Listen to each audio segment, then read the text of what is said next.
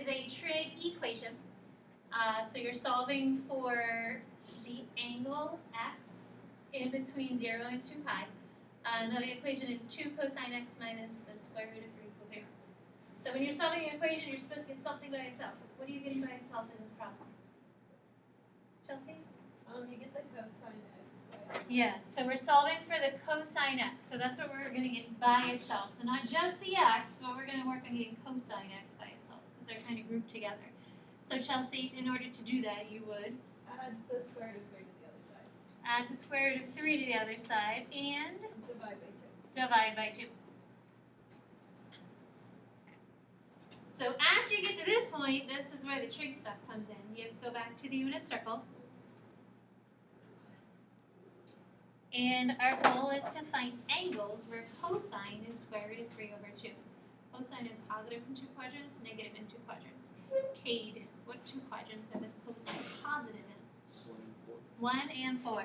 So we need an angle in quadrant 1, but we also need an angle in quadrant 4 that has a cosine of the square root of 3 over 2. Is cosine your x or y of the ordered pair on the unit circle?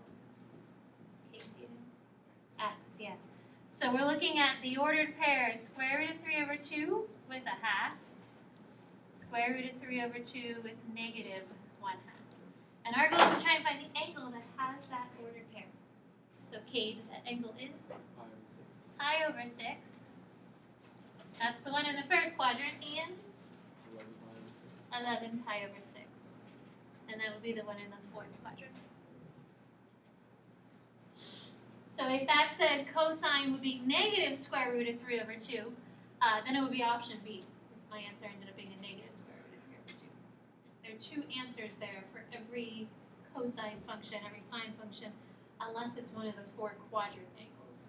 But otherwise, there are going to be 2 answers for any of that line in between. How about another question?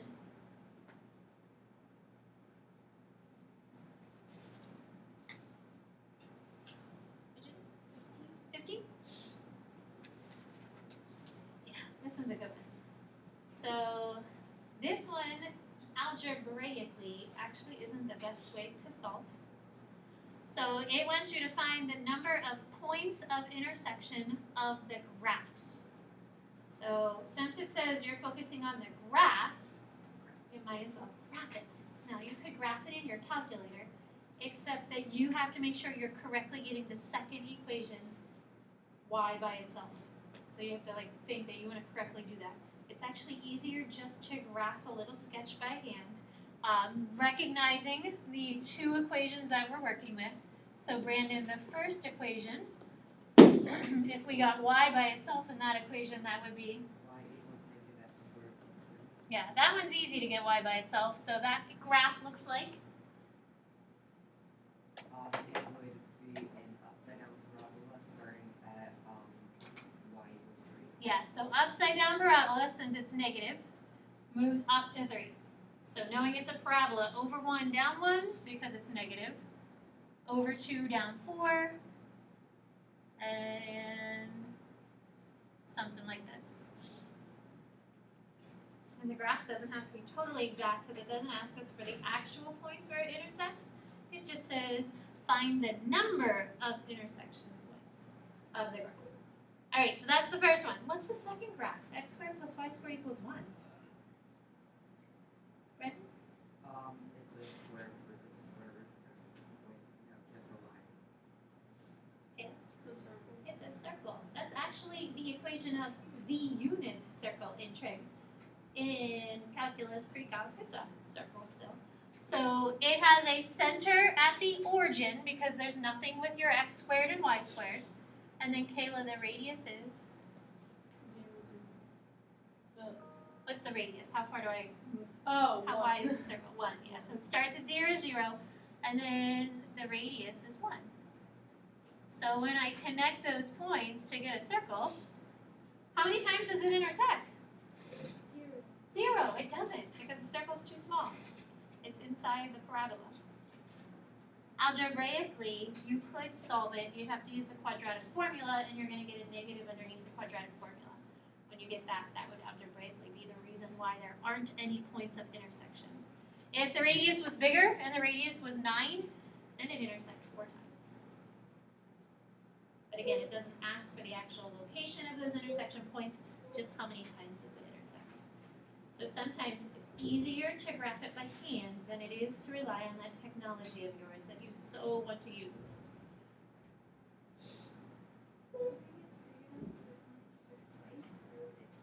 It depends on where, like it depends where. So if it's centered at the origin, if it gets big enough, it's gonna, like, it'll connect at the 4 spots.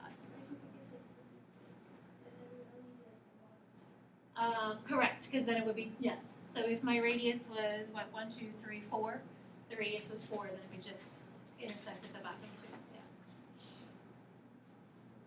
So let's look at the little boat problem. Number 12, the ship, not a boat. Ship sounds more impressive than a boat. I think one day Mr. Kane would love to have a boat. Our friend's just got one, so he doesn't need one. We have kayaks. It's a boat. It floats on water. You never specified what's Exactly. What's the definition of a boat? something that floats on water. There you go. He doesn't need a boat.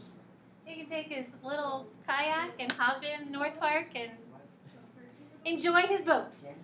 So ship A, 72 miles from a lighthouse offshore. Its bearings from the lighthouse north 15 degrees east. Ship B is 81 miles from the same lighthouse. Its bearings from that lighthouse is north 52 degrees east. Find the number of miles between the two ships. So this uses the bearings that we talked about back in chapter 4 and chapter 5. You need to pick a location for your lighthouse. And it's one lighthouse, 2 ships. So the bearings are from the same lighthouse. So if you draw yourself a little axis, that axis not only represents X and Y, but it also represents north, south, east, and west, or north, east, south, and west with the talking about bearings. When you have a bearing and it says north 15 degrees east, where are you starting from, Brandon? You start going north and then you turn 15 degrees towards the east. Yeah, so the first thing that you're looking at on the left is the direction you're starting from. So since it says north, you're starting from the north. You're moving toward the eastern direction.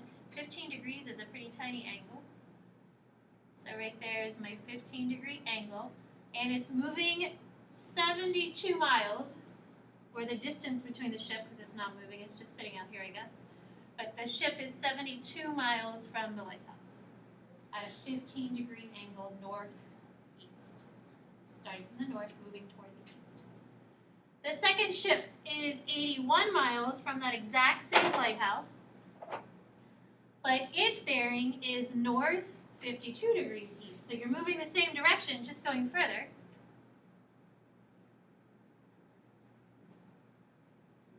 So that's ship B, which is 81 miles, and that whole angle from my vertical to the diagonal line is 52 degrees.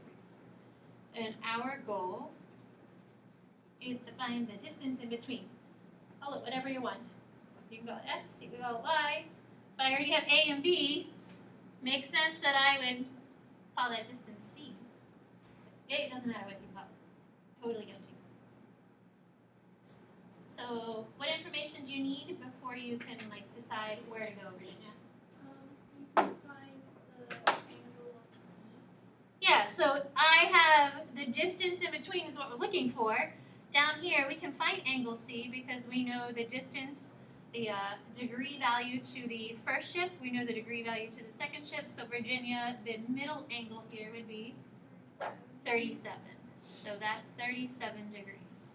So now looking at the information, we have an angle about a side, an angle, and then another side. There are 2 options. You can't use the Pythagorean theorem because it's not a right triangle. So that's already off book. But we have the law of sines and the law of cosines. The law of sines is used if you have a pair that matches. So for the law of sines to exist, you have to have an angle and a matching side directly across from each other. You have to know those 2 values.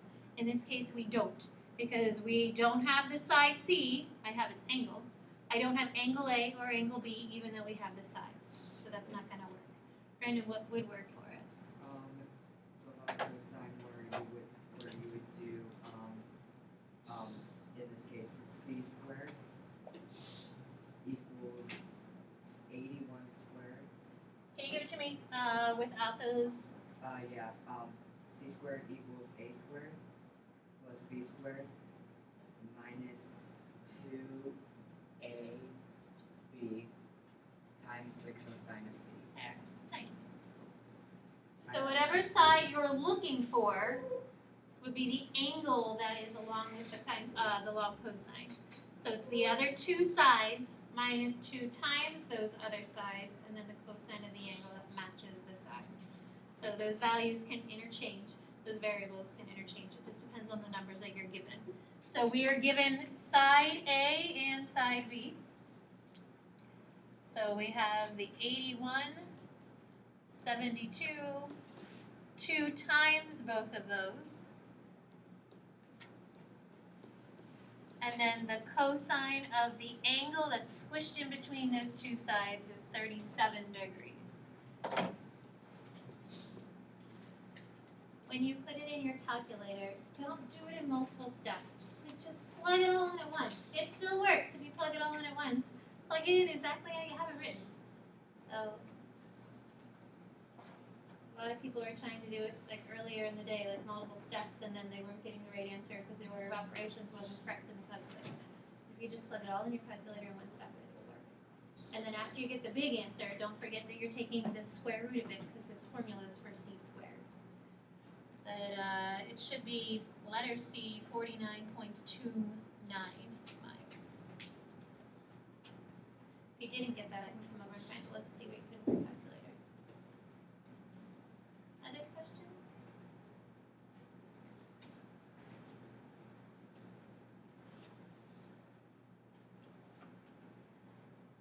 So you've got the rest of the period to work. As you're working, please ask questions. Have